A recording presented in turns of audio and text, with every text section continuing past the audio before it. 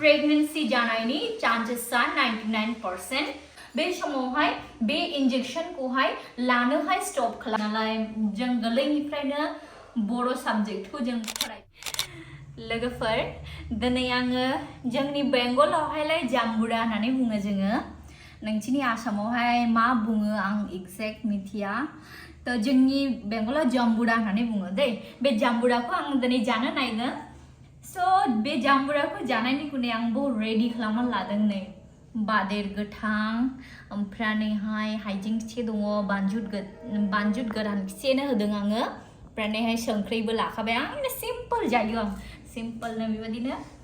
जानाय जायो ओमफ्रायहाय टाइम मोनब्लानो एसे फ्रि टाइम मोनब्लानो बिदिनो जालु जाला जानायालाय दंखासै मा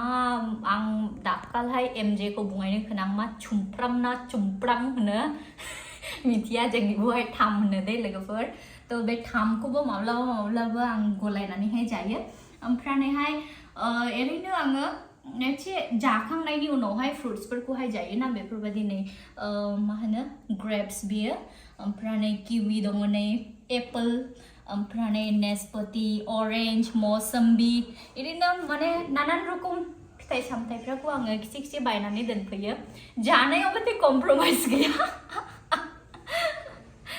ओमफ्रायहाय बहाय आङो स्पेशली नैबेखौहाय जाम्बुराखौ गलायनानै जानाय उनावहाय चाट मसालाबो लादों दै माने स्पेशल गोगोम मोजां सेन्ट होयोना बेयो टेस्टि बनायो आरो मा होनबावनाय बिदिनोसै जानायफ्रालाय फुङावहाय आं मा जायो आं जायो जाहैबाय ओट्स जायो दालिया जायो माब्लाबा सुजि जायो बिदिनो अल्टारनेट माबा माबि जाबाय थायोना आङो ओमफ्रायहाय जाखांनायनि उनावहाय एसेनो फ्रुट्स माबा माबि जायो 1-2 घन्टा उनावहाय ओमफ्रायहाय सानावहाय लान्च खालामनायसै आं बे फिथाइ सामथाइफोरखौ माने दिन्थिनायाखौहाय नोंथांमोना गाज्रि मोननाङा आं गावनि जानाय लोंनायखौ देखायदों बिदि नङा आरो बेखौहाय दिन्थिदों आरो आङो जे मानो जेमन गामियावहाय थायोब्ला गामियावहाय गोथां गाथेंबो भेजिटेबलफोरखौहाय फ्रेश मोनोना द ग्रीन लिफि भेजिटेबला जोंनि हेल्थनि गुनैहाय गोगोम मोजां किन्तु जों जिहेतु सिटिफ्रावहाय थायो बिनि जुनैनो माने जेबो जोङो मोजां फ्रेश भेजिटेबलफोरखौहाय मोनाना बिनि जुनैनो समावहाय जोङो बिदि फ्रुट्सफोरखौहाय जानायाबो मोजां अल्टारनेट जोंनि बडिनि थाखायहाय रिक्वायर्ड निउट्रियेन्ट्सखौहाय जों जानांगौ जोंनि बडिनि थाखायहाय नांगौ माने निउट्रिसनखौ जाब्लासो बडिया निउट्रियेन्ट्सखौहाय मोजाङैहाय साप्लाय होनो हानाय ना आरो बेयो जोंनि बडिनि थाखायहाय खुबै रिक्वायर्डखा गामियाव थांब्लालाय आंनि आदतना बेनो खासै जेखुनु नुनाय माने ग्रीन लिफि भेजिटेबल माने गोथां मैगंफोरखौ आङो माब्लाबाबो ना होना दे माने नुनाय माने आङो हागौला जला बुंजासे बायनानै लाबोनाय आं हाथायाव थांथोंला बिदिबायदि आंनि सर'आ मानो होनब्ला जों सब समय जोङो फ्रेश भेजिटेबल लाखानो मोनखाया तो बिनि जुनैनो जेब्ला मोननो जागोनांगौ आं सानो नै दा जाम्बुराखौ जिरनानैहाय पुरानो आङो लांथि बानायजोब्बाय दै बेखौ बोखावबाय ओमफ्रायहाय बेखौहाय नाहाननायसै मोनसे दाखालायबो आंखौहाय बिराद गाज्रि मोनसे मिम्स बानायनाय नुदोंना आङो माने एक्चुअली जोंथ' गुबुन स्टेटनि मानसि नालाय जों गोरलैनिफ्रायनो बर' साबजेक्टखौ जों फरायफेरनो मोनाखै होमब्लाबो जोङो आं गावखौहाय माने लाकि फिल खालामो जे एटलिस्ट जोंनि बिमा बिफाया जोंखौहाय बर' रायज्लायनो फोरोंदों आरो जों बर' रायज्लायनो माने जों रोंदों होननानैहाय गोबां जायगायावहाय जोंनि बर' हारिफ्रा दङ किन्तु बर' भाषाखौ रायज्लायनोबो रोङा होमब्लाबो दा जों जाखिनि जों फरायाखैब्लाबो बर' जोङो पियर बर'खौहाय जों रोङाब्लाबो जोंनि बर'खौहाय जोङो एटलिस्ट बर' गोरों होननानै खिनिब्लाबो जोङो गावखौहाय परिचय सिनायथि होनो हायो बिनि जुनैनो माने गावखौहाय मोजां मोनदोंना तो बेबायदिनो नोंथांमोननि गेजेरावहाय आङो गोरलै माने जाटुकुनि जायो आंनिफ्राय आं गोरलै ब्लग बा माब्लाबा आङो मेडिकेल हेल्थ टिप्स बेफोरबायदि आङो लाबोबाय थायो स So नोंथांमोना गाज्रि मोननाङा दै आं दाखालहायबो बे भिडिअआवहाय आङो माने ओरैनो खायदावलायनानैहाय एमजेजों आंजों खायदावलायनानैहाय नाखौ बोरै हमो होननानैहायसो बुंदोंमोन आरो ओमफ्राय बेयावहायनो आंथ' रोङा होनब्लाबो आङो खायदावनानैहाय माने बुंदोंमोन आरोखि जे शिकल लायो खदाल लायो ओमफ्राय जावनानै नायाखौ गुदुंनिफ्राय नाहानो होननानै बेखौनो बिराद गाज्रि मेम्स बानायदों स' बुंनांगौ जेबो गैया खायफानि थाखाय एन्टारटेनमेन्टबो जानो हागौ जोंनि रायनायफ्रा आं गाज्रिबो होननानै बुङा गाज्रिबो मोननाय गैया बे गावबागाव बयनिबो आलादा आलादा पार्सनालिटि थायोना पार्सनालिटि होननानै बुङोब्ला नोंनि लाइफआवहाय सासे मानसिनाव एन्टायर क्वालिटि मा क्वालिटि दं बेसेबां रोखोमनि क्वालिटि दं बेफोर गासैबो क्वालिटिखौ लानानैसो मोनसे पार्सनालिटि जायो थ' सासे मानसिनि पार्सनालिटिखौहाय जोङो माब्लाबाबो मोनसे क्वालिटिजोंहाय जोङो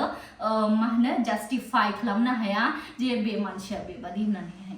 आरो मोनसे आङो बुंनो सानो दाखालहाय आब' जानाय ना बिनानाव जानाय आं मिथिया दाखाल आंखौ कमेन्ट्सआवहाय सोंहरदोंमोन जाहैबाय डिपो प्रभेरा इन्जेक्शननि बारै माने मेड्रक्सी प्रोजेस्टेरन ना जाय इन्जेक्शन प्रोजेस्टेरन इन्जेक्शन आरोखि जेनेरिक नामाहा नोङो माबायावहाय सरकारि भाबे अन्तरा इन्जेक्शन होननानैबो साप्लाइ जायो बेयो जाहैबाय मोनसे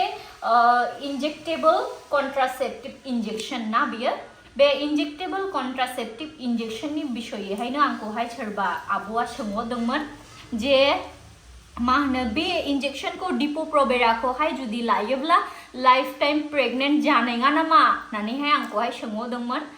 बेखौहायनो आङो क्लेरिफाइ खालामनो सानो जे डिपो प्रभेरा बा अन्तरा बे इन्जेक्शना एखे माबा कम्पोजिशना एखे दै ब्रान्ड नामसो बियो डिपो प्रभेराया बायरायावहायनिफ्राय बायोब्ला मोनो आरो सरकारिनिफ्रायब्ला अन्तरा इन्जेक्शन होननानै बुङो थ' बेखौनो आङो बुंनो सानो जाहैबाय बे कन्ट्रासेप्टिभ इन्जेक्शनखौ जुदि 3 months अल्टरनेट नै 3 months पर जुदि लायोब्ला प्रेगनेन्सि जानायनि चान्सेसआ 99% गैया प्रेगनेन्सि जाया आरोखि बे इन्जेक्शनखौ लायोब्ला तो बेयो महिलाफोरनि गुनैहाय दा ट्रेन्ड मोजां मोनसे कन्ट्रासेप्टिभ हिसाबै इउज खालामनाय जादों मेक्सिमाम मानसिफ्रानो लायो खिन्थु बे इन्जेक्शनखौ लाला मोनसे जिनिस साइड इफेक्ट बेयो माने प्रायावनो 70 to 80% महिलाफोरनिनो पिरियड्सआ बन्द जायो आरोखि जे मान्थलि ब्लिडिं जाबाय थायो बे मान्थलि ब्लिडिंआ बन्द जायो ओमफ्रायहाय बेयो पार्मानेन्टनि गुनै नङा दै जुदि नोङो माने इन केस खायफाया सासे गाहामबानो गथ' दङ नेक्स्ट टाइम प्रेगनेन्ट जानो गोसो बा कनसिभ खालामनो गोसो बे समावहाय बे इन्जेक्शनखौहाय लानोहाय स्टप खालामब्लानो एटलिस्ट 1 year नों जुदि माने बेबायदि फेमिलि प्लानिं कोनो फिसा लाबावनायनि जुदि प्लानिं खालामोब्ला एटलिस्ट 1 year सिगांनिफ्रायनो बे इन्जेक्शनखौ लानो स्टप खालामफिनब्ला एगेन नोंनो मा होनो monthly period ना जाफिनो आरो नों प्रेगनेन्ट जानो हायो खिन्थु मोनसे जिनिस दे जोंनि हिन्जावसाफोरने मा होनो मेनोपज आं गेजेरमाखौहाय मोनसे आङो टपिक लाबोखादोंमोन बुंदोंमोन आं बे टपिकआवहाय मेनोपज होननानै बुङोब्ला हिन्जावफोरने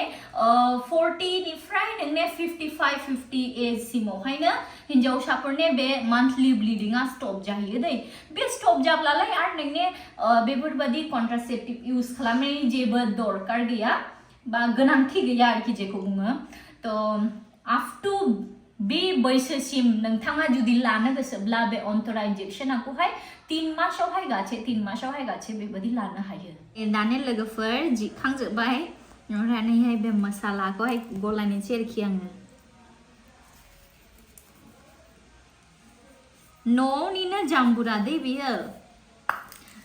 बिरादनो मोजां गोदैनो जोंनि जाम्बुराया बयबो लांफैलायो जानोहाय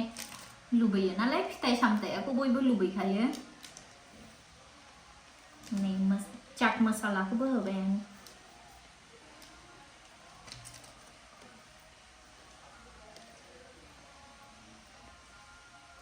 हालदै गोथांबो होयो नामा खायसेफ्रा Nang haldi goथां सिथां ले आयै आंनि आखाया दिनैहाय आलौनायसै खुदै गदलाय बेलै आं गलायखांबाय आङो नै सामस लायनि आं आखाइ सुनानै फैनायफ्रानै सामसखौ मोननै जानोसै नामा नङालै बेयो मामि जाथों लोगोफोर लुबैना हारलायखोलाय खदै गलायबाय गोदै गोदै ना Anjut geransa kerlewai nih. Jambung Andre raja. Aku mau mencet rai bodoh mula gopher. Cipta. Aku hai bandrai jabre nane hai cigubai na rai. तो लोगोफोर भिडिअ बे मानियानोसै नायदोनै माबोरै टेस्टि नुखाबाय tata bye bye see you in the next video गोजोन्थों बयखौबो